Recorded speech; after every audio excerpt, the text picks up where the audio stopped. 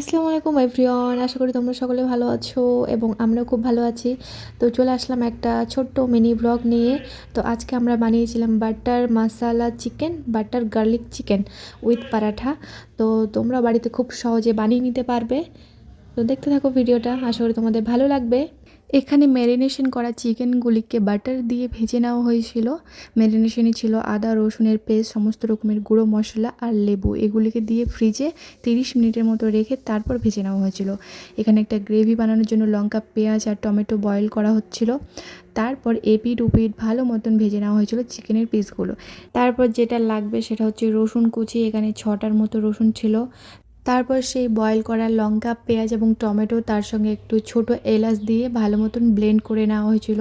তো এখন গ্রেভিটাকে একটু টাইট করতে হবে, তাই কড়াই বসিয়ে বাটার দিয়ে সেই গ্রেভিটা দিয়ে একটু টাইট করে নেওয়া হয়েছিল। এটাই হচ্ছে মেন গ্রেভি, যেটা দুটাতেই ইউজ করা হবে, বাটার গার্লিক চিকেন আর বাটার চিকেন মশলা। তো এখানে এই গ্রেভিটা রেডি হয়ে গেছিলো। এখানে বাটার চিকেন মশলা বানানোর জন্য চিকেনগুলোকে ভেজে নেওয়া হয়েছিল বাটার দিয়ে।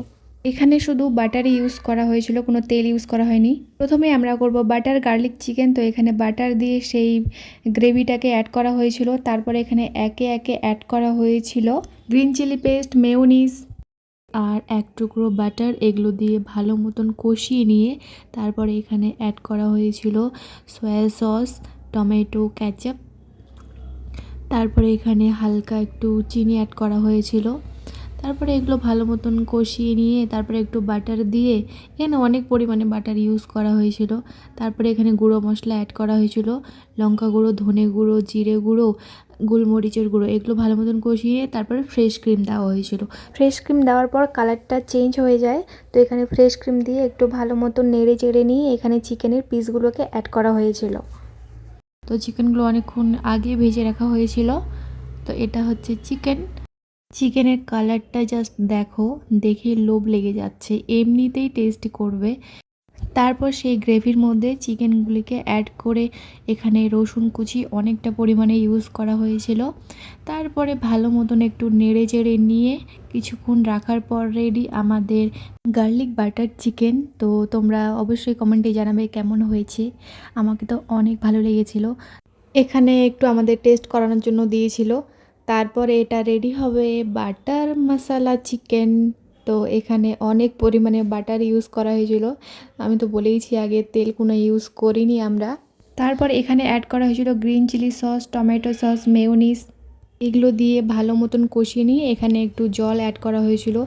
তারপর একটু ভালো মতন কষিয়ে নিয়ে এখানে অ্যাড করা হয়েছিল গুঁড়ো মশলা, ধনে গুঁড়ো, জিরে গুঁড়ো, তোমার গোলমরিচের গুঁড়ো।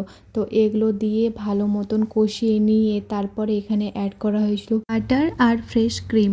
তো এগুলো দিয়ে একটু ফুটিয়ে নিয়ে সেই চিকেনগুলোকে অ্যাড করা হয়েছিল।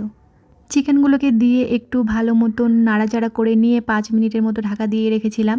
তারপর রেডি আমাদের বাটার মশলা চিকেন, তার সঙ্গে বাটার গার্লিক চিকেন।